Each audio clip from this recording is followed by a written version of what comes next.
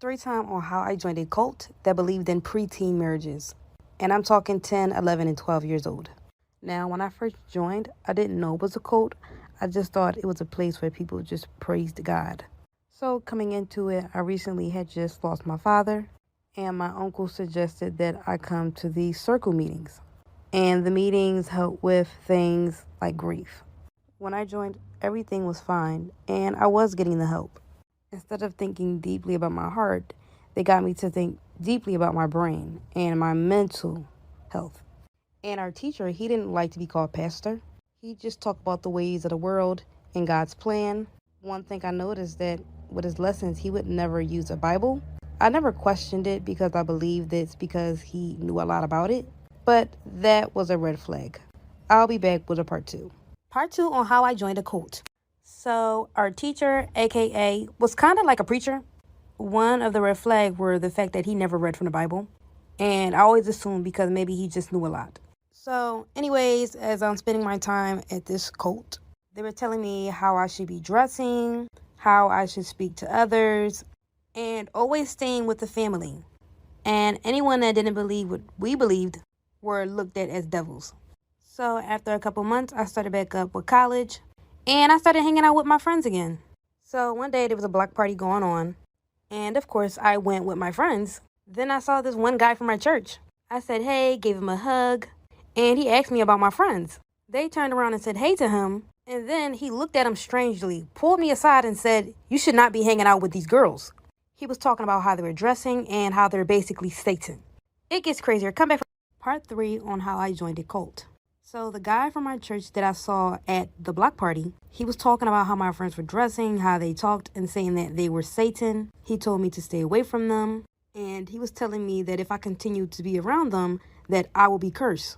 He said that he was going to tell the group about my situation with me hanging out with them, and that he prays that I stay away from them. But if I continue to be friends with them, that I will be part of this whole demon tribe. And it's crazy because I looked at that man as one of the father figures inside the group, but now I just felt like that ad was controlling. I told him that they were good people and that we've been friends for years and that I'm not going to go anywhere. Then he took some water from his pocket, which I believe was probably holy water. He splashed it on his hands and put it on my forehead and said, rebuke the devil. Literally in the middle of the block party, everybody was looking at us like we were crazy. I told him to get off of me and he would not let go. And he was squeezing my arm so tight to the point I was. Part 4 on how I joined a cult. So, in the middle of the block party, he literally puts holy water in his hand, slams it into my face, and says, rebuke the devil. And I'm telling him, please get off of me. And he squeezes my arm so hard to the point it's bleeding. The blood wasn't dripping from my arm or anything like that. It was almost like an Indian burn bleed. And my skin was torn, which is why I was bleeding. And anyways, these group of guys got him off of me. And the group of guys were telling him to leave and don't come back. And on his way out, he was speaking in tongues and throwing holy water at me and left. I was so scared, and my friends told me, do not go back to the group.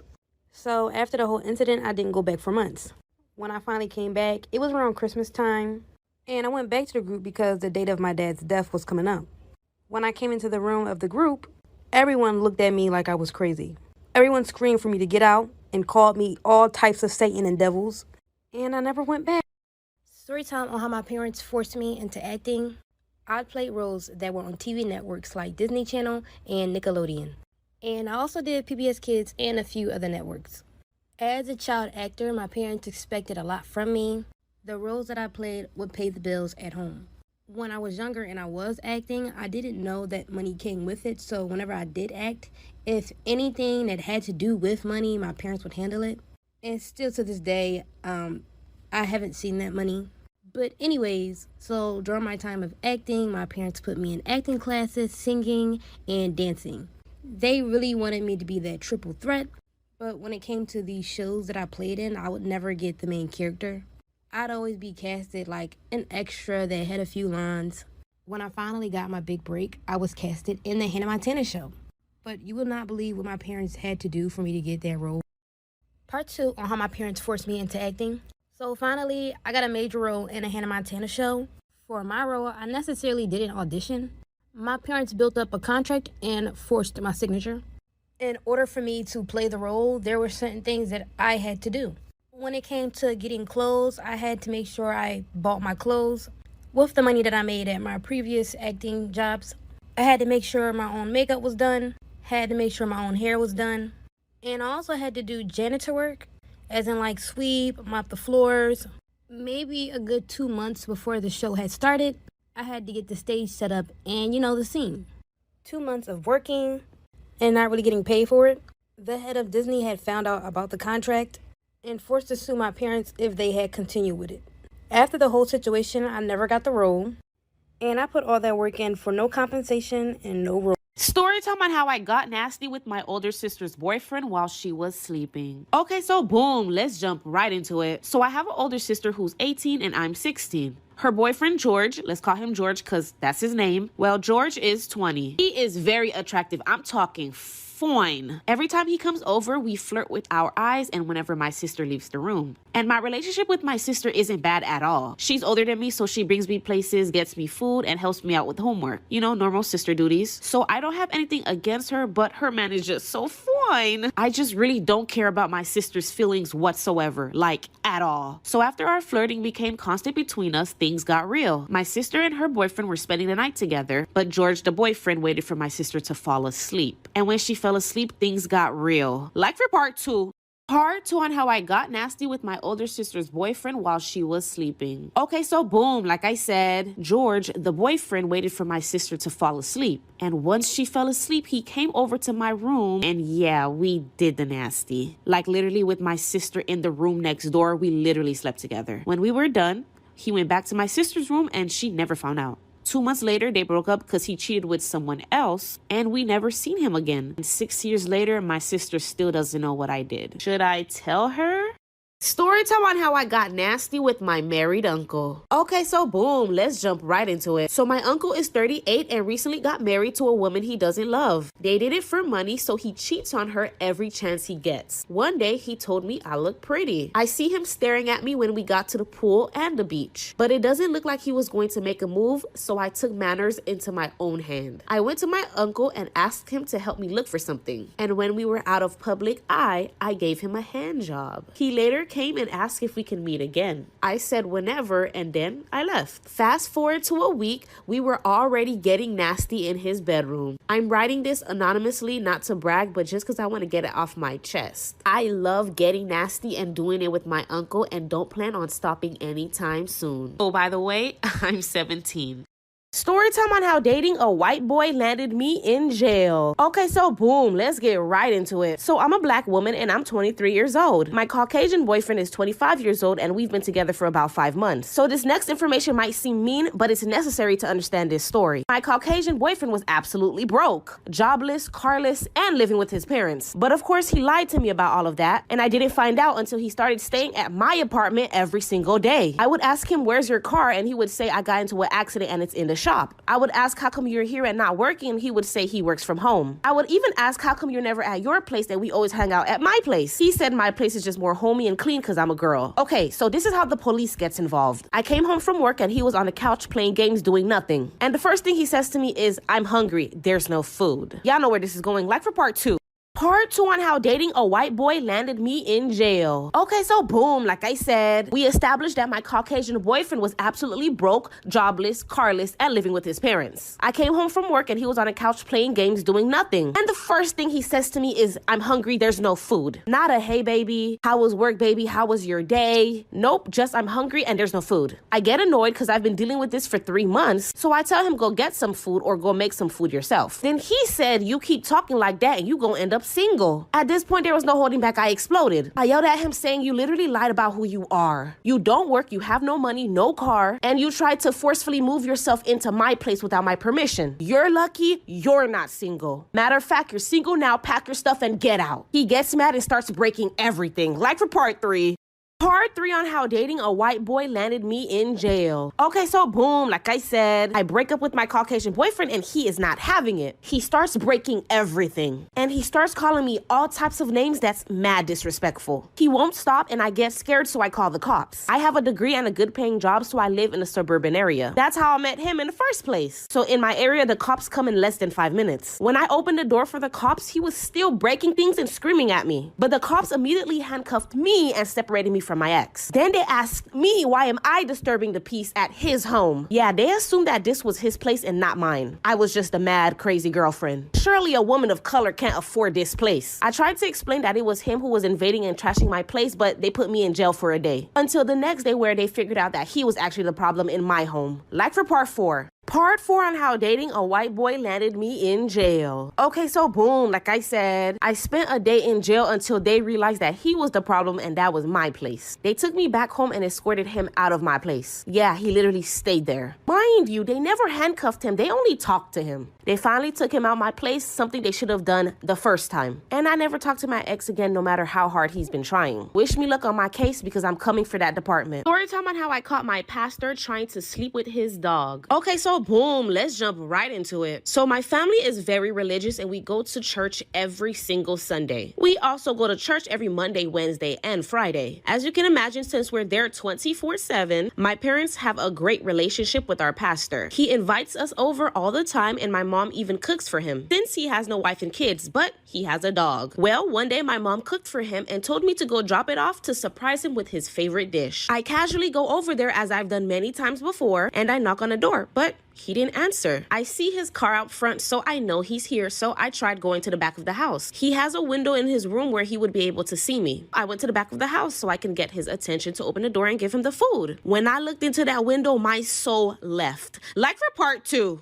Part 2 on how I caught my pastor trying to sleep with his dog. Okay, so boom, like I said, I go to the back of his house where I know I could get his attention. A window in the back that shows right into his room. I maybe overstepped my boundaries by going to the back of his house, but I was excited to give him this food that my mom cooked for him because again, this was his favorite dish. Well, when I got to his window and started knocking on it, my pastor was completely naked. But oh no, not just that. His dog was on the bed and he was actively trying to put his hot dog in the bun. I just couldn't believe it and I ran back home. I didn't even want him to know that I seen that. I just told my mom he wasn't home and she should just drop it off later and I just ran to my room. Now he gives me nothing but the creeps, but I haven't told anyone. Should I say something or should I turn a blind eye?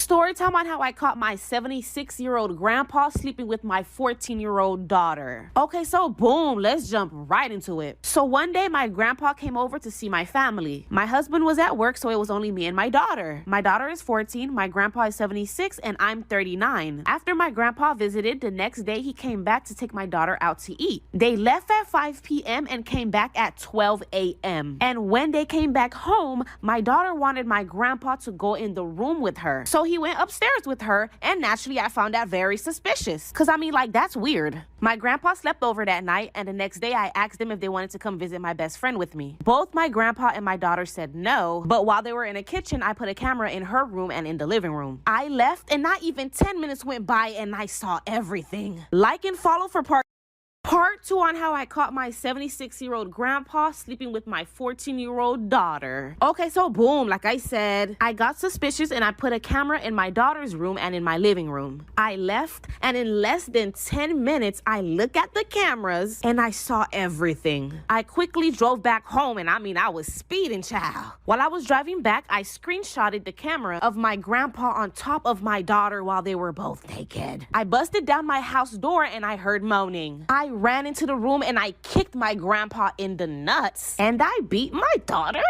ass. I called her dad, who came less than 5 minutes after me. While my husband handled my grandpa, I sat with my daughter and she told me that he was taking advantage of her, that he forced himself on her. She's now in therapy and he's in jail. Watch out for pervy.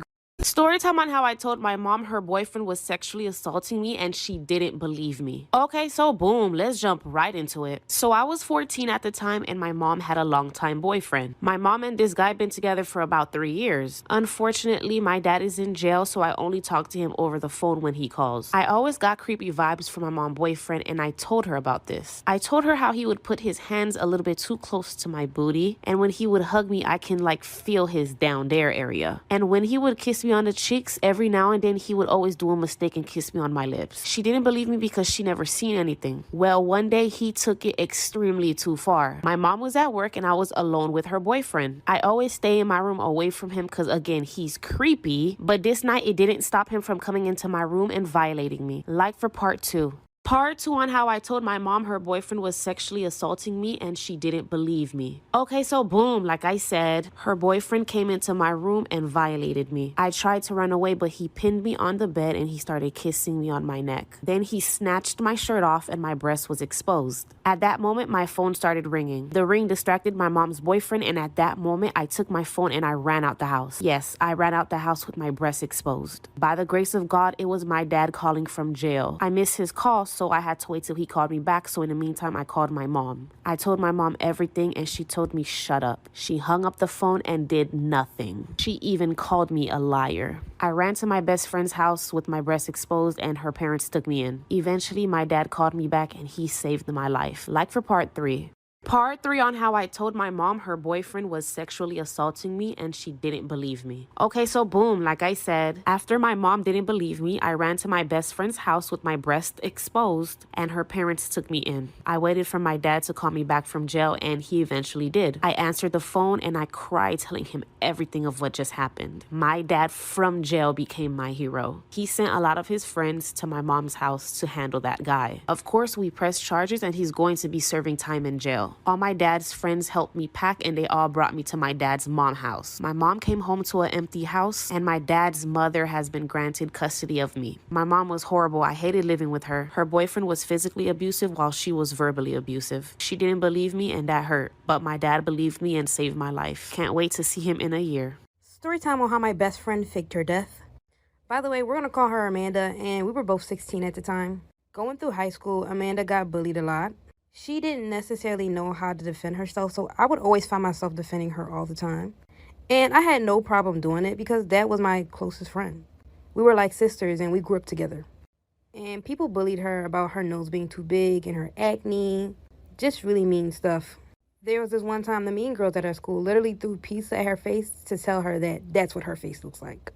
And I would always try to help her with her confidence. But I noticed me being around her all the time, I started to get bullied. And people would always attack me about hanging out with her. But don't worry, I'd always handle myself. But it got to a point where it was just overly done. So one day, I just wanted to see a test of what would happen if I didn't talk to her for the day or hang out with her. And the next day, she disappeared. Come back for part 2. Part 2 on how my best friend faked her death. So like I said, I started to get bullied for hanging around her. So I wanted to try and see what would happen if I decided not to really hang out with her for a day. And the next day, she disappeared. So the day she wasn't at school, I went back home and called her. Her mom picked up and I asked her if she was there. Her mom said, no, I thought that she was with you.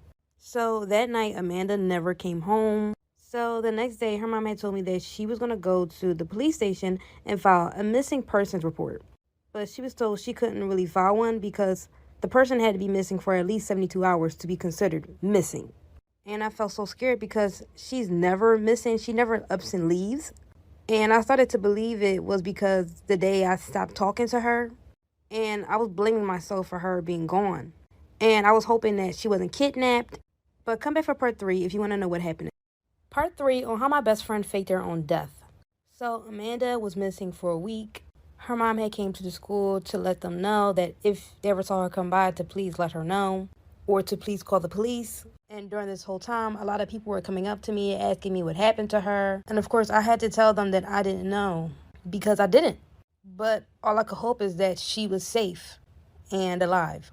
There was a few students that laughed about her being missing, but there was a few students that cared. So I was asking people to put up posters. Around this time, social media wasn't really out, so we couldn't necessarily post anything online. Everything went on polls. Amanda was also in the news. And every day I cried hoping that she would come back. After 2 weeks of her being gone, I get a letter from Amanda. And I'm so shocked because I'm like, oh my gosh, where is she? And it was a suicide letter. Come back. Part 4 on how my best friend faked her own death. So I got a letter in the mail and it was from Amanda. I was so shocked about the letter, I opened it up really quickly. When I read it, I found out that it was a suicide letter. And I just sat there and cried. I had went to her house and knocked on the door to let her mom know, but her mom also received the same letter. After a couple days, her mom did have the police do another search, and no one could find her. I was hoping maybe she didn't commit suicide in a place that we could never find her. I don't know, but it just didn't feel right, and how she just left off this way. Her mom just couldn't believe it. So a couple months I would stay inside her mom's house. I'd sleep over, sleep inside of her room, just grieving her being lost. But I couldn't believe that she committed suicide. I didn't believe that she was dead, and neither did her mom. Deep down, I knew that she was somewhere out there. Come back for part 5. Part 5 on how my best friend faked her death. So, after 2 years of Amanda being missing, even though she wrote those letters to us, we both still didn't believe that she was gone. And I thought about her just about every day. During these years, her mom would constantly do searches. Maybe if she wasn't alive, then maybe they could find her body. Then she would find the truth. Her mom couldn't accept the fact that maybe she was dead. And every week on Sunday, she'd go out there even by herself. My mom and a few of her friends would always tell her she can't keep doing that. She'll even sometimes go out in the middle of the night, walk around calling for her. And her mom started to get really sick. After the 3rd year of her being gone, her dad finally came inside the picture. Amanda was never really close with her dad. He wasn't really a part of her life. He started to see how mentally ill her mother was becoming, so he decided to set up a funeral so this all could end. But her mom didn't want to attend. Come back for part 6. This is a warning about a very creepy app that you should never download on your phone. A few years back, there was this rumor going around about the Talking Angela app that was released in 2012. Angela is a cat character who is sitting at an outdoor table at a Parisian cafe, and she interacts with users in several ways. She will repeat whatever you say into the microphone, and if you enable your camera, she will see your facial expressions and respond to them. And if you remove child mode, you could actually talk to her in a text chat. The rumor was that children weren't just talking to a friendly cat, but instead real creepy people. Parents were complaining that their kids were being asked weird questions like what their full name was, where they lived, where they go to school, just things that a children's app wouldn't usually ask. So this warning was going around the internet telling people to delete this app from their phone. There were also creepy stories about people being stalked in real life by unknown people after using this app. Now, it did come out that it was all a hoax, but I mean, who really knows? Part 6 on how my best friend faked her death. So her dad wanted to set up the funeral so they could finally end this grieving. Her mom didn't want to attend because she didn't believe that she was dead, and I still couldn't believe it either. Her dad read the note, and he wanted them both to stop all this pain. After a couple months battling out of doing a funeral, he finally did one. And I started thinking, maybe she is gone, because maybe then I could let go of this whole situation. So, of course, me and my family attended the funeral. I mean, of course, they had no body to bury, but they did set up a grave. And they put her stone in the ground. So, after 11 years of that happening, I believe that she was dead. I had moved to Texas, met my husband, which I married, and I got pregnant. Maybe 4 months into my pregnancy, I wanted to take mommy classes. And when I got there, the instructor looked like Amanda's mom. Part 7 on how my best friend faked her death. I got pregnant and I wanted to start taking mommy classes. When I had got to the class, the instructor looked like Amanda's mom, but almost like a younger version. When I looked at her face even closer, she had the same mold that Amanda had down the bottom of her chin. And then I snapped, "That's Amanda." When I walked up to her and said, "Amanda," she looked at me and froze. After she stared at me for 5 seconds, a girl comes up to her and says, "Mom."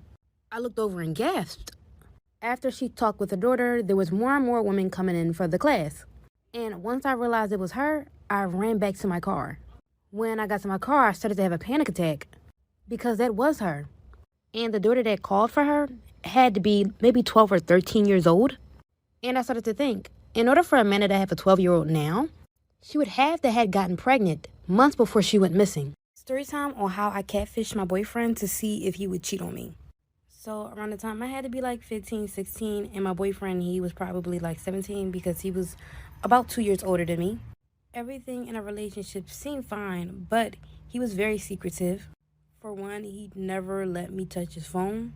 He would always make sure anytime he put his phone down, the screen was face downward, or he'd put it in his pocket or just hide it. Anytime I asked to use his phone, maybe to call someone, he'd be like, no. I knew that there was something going on that he wasn't telling me, so I created a fake Snapchat account. I found pictures of this really pretty girl on Instagram, and I used all her pictures. And I'd post stories here and there, and then I decided to reach out to him. And he literally responded in like 5 minutes. I said, hey, do you have a girlfriend? And you're not going to believe his response. Come back for part 2 on how I catfished my boyfriend to see if he would cheat on me. So, like I said, I reached out to him and he responded immediately. I asked him, hey, do you got a girlfriend? And he responded right now that he's just talking to people. But he didn't clarify inside of any of the messages that he had a girl. Then I started thinking maybe he thinks that our relationship is like still in the talking stage. So I didn't get too mad until I asked him if he wanted to go out. Like go out on a date. He asked me where I would like the date. And I told him I like to meet him at a movie theater.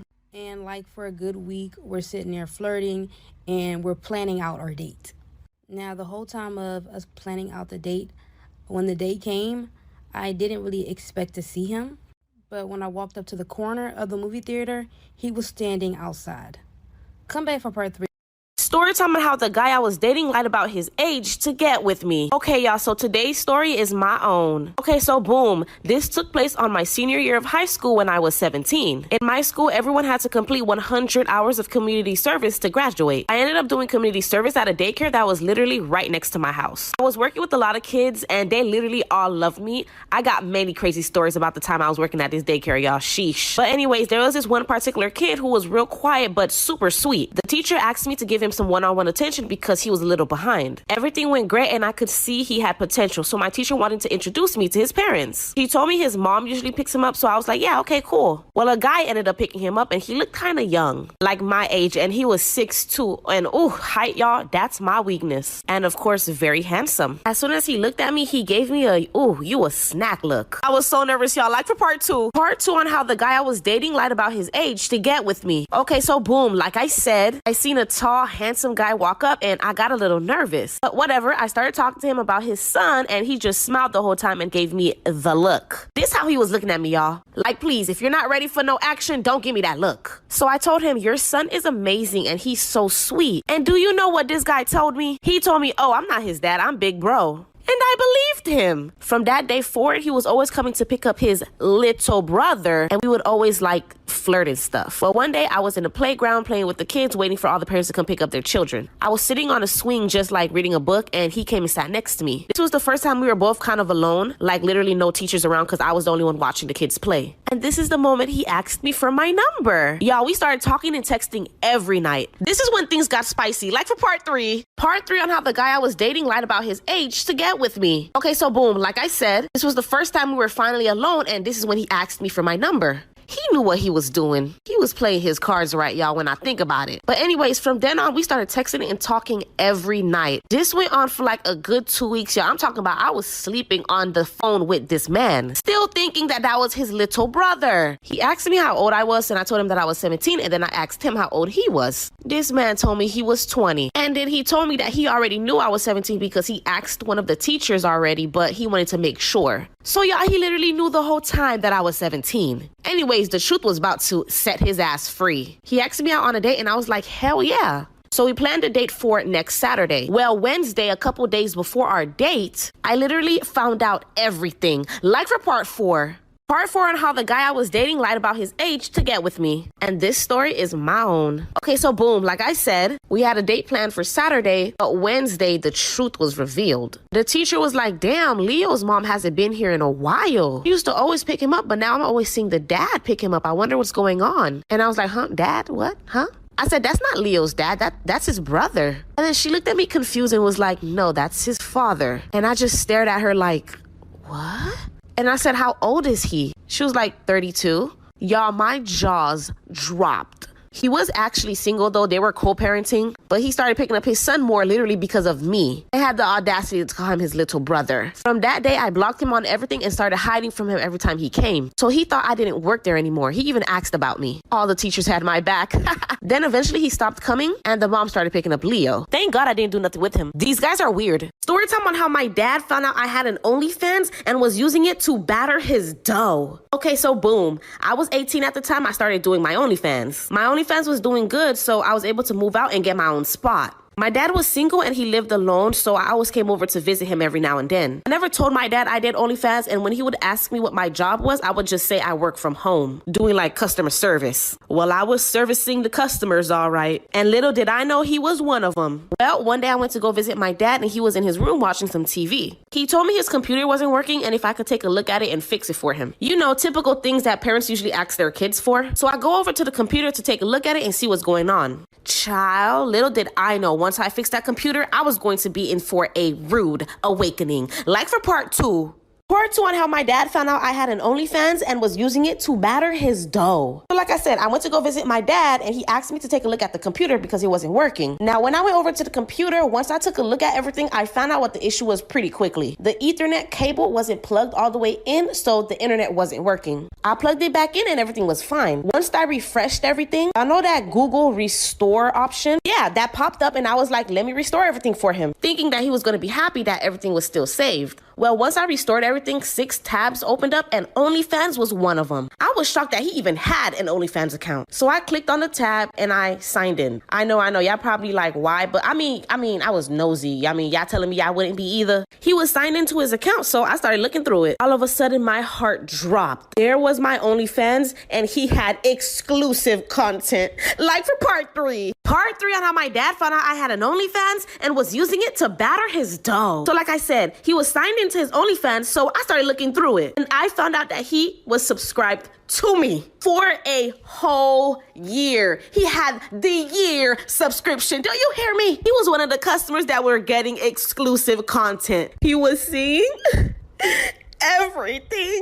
And I know y'all must be asking, why would he watch his daughter to, batter his dough? Well, he kind of doesn't know it's me. So my OnlyFans is anonymous, like this story. I wear a bejeweled ski mask in all my pictures and videos, and my name is obviously fake. My dad is watching me, and I mean all of me, but he doesn't know it's me. So I closed it and told him everything was fixed, but I had to go home. Told him that I forgot to meet up with a friend. So he said, okay, thanks, drive safe, sweetie. I cringed. Went home, had a nervous breakdown, and learned how to block him. And now I have to live the rest of my life knowing my dad used my content for battering.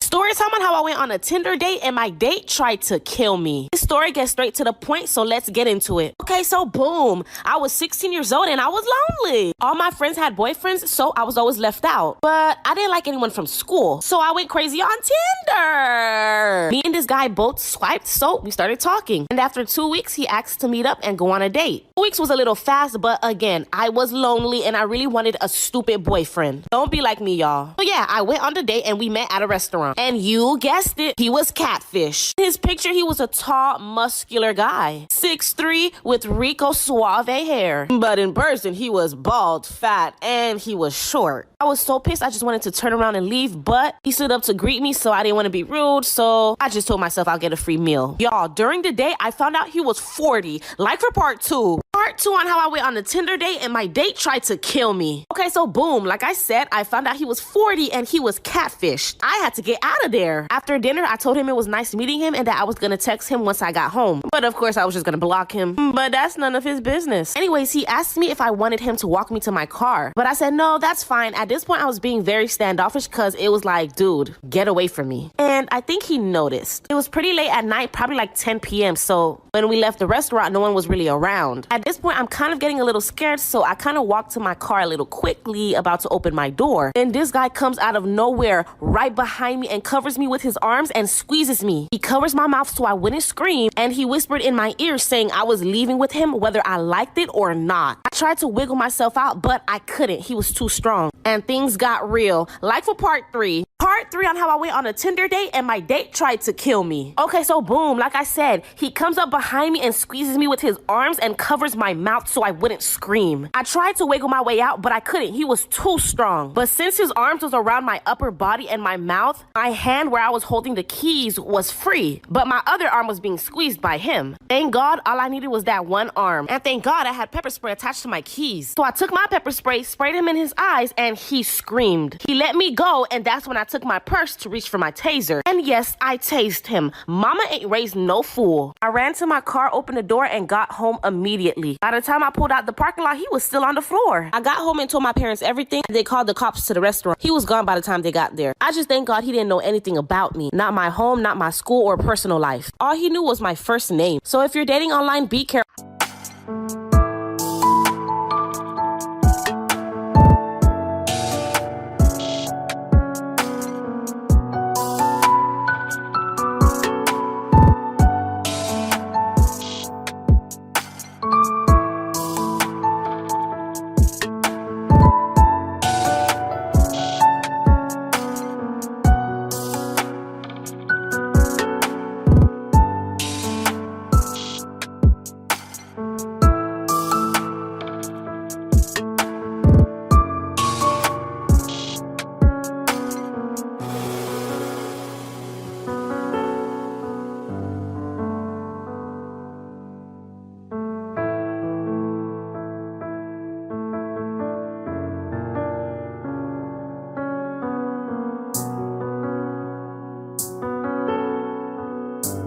I'm going to be telling you the scary story of the house I lived in elementary and middle school. It was a 3-bedroom house, 1 bedroom in the basement and 2 bedrooms upstairs. Because I was the oldest, I got put in the bedroom in the basement. Right when we moved in, I already had creepy feelings about the house. I hated being downstairs by myself. One day I dropped a $20 bill behind my dresser. I decided to move my dresser all by myself, and behind the dresser was this door. It wasn't a normal door, it was really short and just squared. It was also glued off, so I couldn't get into it. Me and my neighbor, who were best friends, worked at it for days to get into it. We finally got it open, and inside was another room. It was almost like an underground attic. The walls were wooden, the ceiling was wooden, there was no carpet, but it smelled awful. My parents found out and they were super mad at me for opening the room. They of course put that dresser in front of that door for a reason because they knew I would explore it. But after that, things started to get weird. Stay tuned for part 2. This is part 2 of my scary childhood story about the door behind my dresser. Of course, my parents were really mad at us for opening it up, so they sealed it back up. They just didn't want us to get hurt from all the rusty nails or if there was mold inside. But I think we released something when we opened that door and a lot of things started to happen. First, I started having night terrors to the point where I would scream at the top of my lungs and not wake up. My parents would have to come downstairs and wake me up and put me back to bed. Then, every single night I would have this reoccurring dream that me, my mom, and my brother were all at a picnic at the beach. This super old lady would walk up to us and she would take me. She then would lock me up in the room behind my dresser. This dream would reoccur every single night for months. It scared me so much that I started to not sleep at night. I developed insomnia and would only sleep for 2 to 3 hours per night at only 8 years old. There was a couple nights where I swear I saw the old lady standing in the corner of my room. My parents just thought I was hallucinating from no sleep though. Stay tuned for part 3.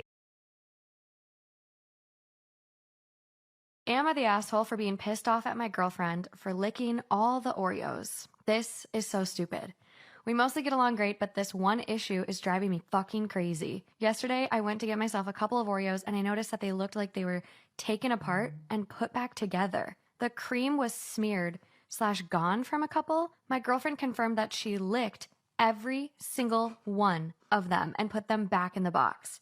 She kept saying, "Eat your chocolate chips." But that's not the point. It's not hygienic having licked food just laying around the house like that. It's just gross.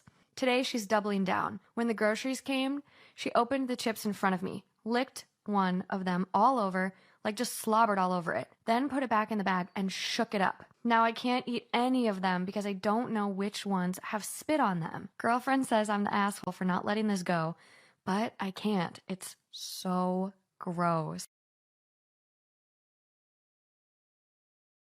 Time for a bit of a gruesome story time. This is not my story, it was sent to me on Instagram.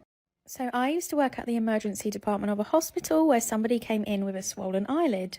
She said that she had already visited her GP about this and was put on antibiotics and inflammatory medicine. After taking the medication for 2 days, she decided to come into the hospital as she felt she was getting nowhere and her eyelid was getting visibly more swollen.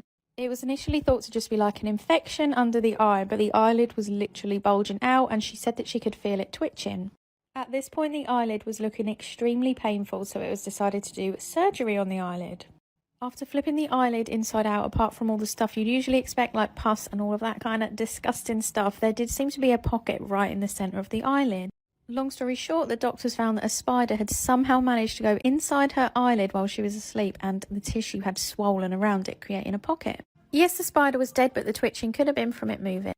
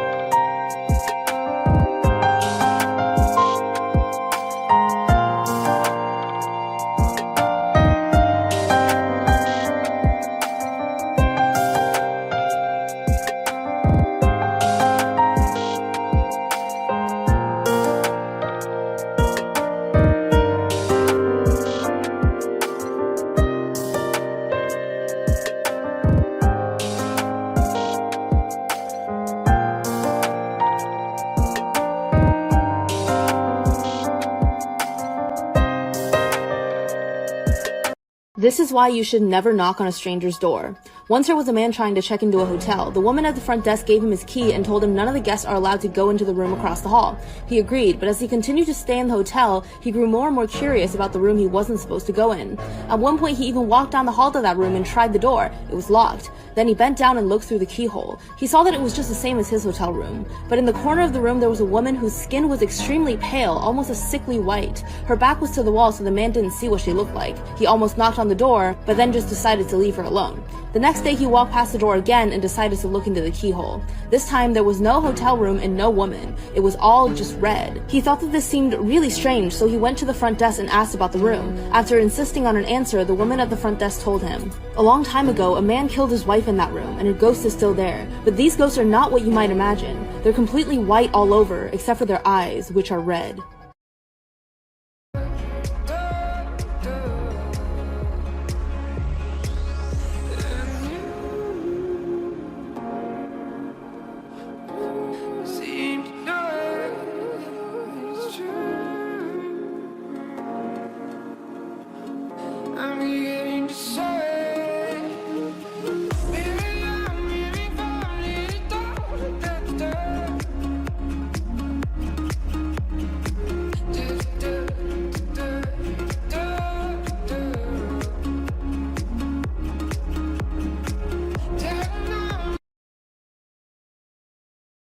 Part 3 on how I catfished my boyfriend to see if he would cheat on me. So I peek beside the movie theater and I see him standing outside. I was seriously heartbroken that he was going to meet up with the catfish. And I had him sitting there waiting. I was texting him through Snapchat telling him, "Oh, I'm a bit late." And I literally had him sitting there for 2 hours. Also, during this whole process of him waiting, also went ahead and got food and came back. After a couple minutes, he was like he was just going to leave. By then, I had popped up at the movie theater and asked him, "What are you doing here?" And he responded, "Oh, I just got done seeing a movie." I was like, "Why didn't you tell me you went to the movie theaters? Maybe I could have came with you." Then he was like, "No, I just wanted to go by myself." Then I pulled up my phone, showed him a picture of the girl I was catfishing, and asked him, "Was this your date?" Then he pretended to not know who that was, and then I showed him our messages. When he found out it was me the whole time, he got mad at me and broke up. Back when I was in middle school, my sister had got pregnant in high school. And she had got pregnant by a guy which she was dating for around like 8 months. When my sister finally got the guts, she had told our parents. And my mom and dad were extremely furious. My mom had told her that she's not allowing her child to bring any bastard children in the world. And that the only way that she can have her baby is if she gets married. And my parents were really religious. My dad was a preacher. My dad's ultimatum to her was to either get married or have an abortion. He really cared about our image to the church, and he said that she needed to get married. My sister at the time, she really wanted the baby, so she kind of proposed to the guy that she was dating in a way. But he had said no. 2 weeks later, the reason why he said no was because he already had another child and another baby on the way. Come back for part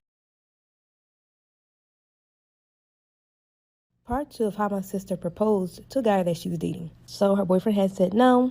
And she ended up finding out the reason why he said no was because he already had another child and another baby on the way. But she didn't find out through him. She found out through his mom. She had went to his mom to get her blessing, and she spilled everything. And his mom had no clue that she even existed. The whole time that they were together, he was already with 2 other women. She had first saw his son, who was running around in the house. And the girl that was pregnant at the time was the girl that he was dating for like 2 years. Instead of her receiving his mom's blessing, his mom told my sister to stay away from him because she don't want her ended up like his other baby mamas. Not knowing the reason why she even asked for his blessing was because she was pregnant as well. After everything his mom told her, she told her thank you and she left. If you guys want to know what happened after that, come back for part 3.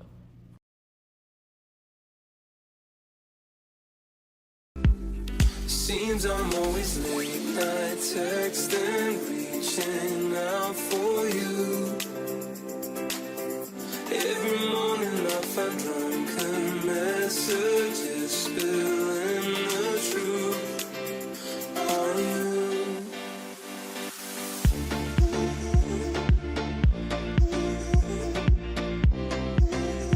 On you.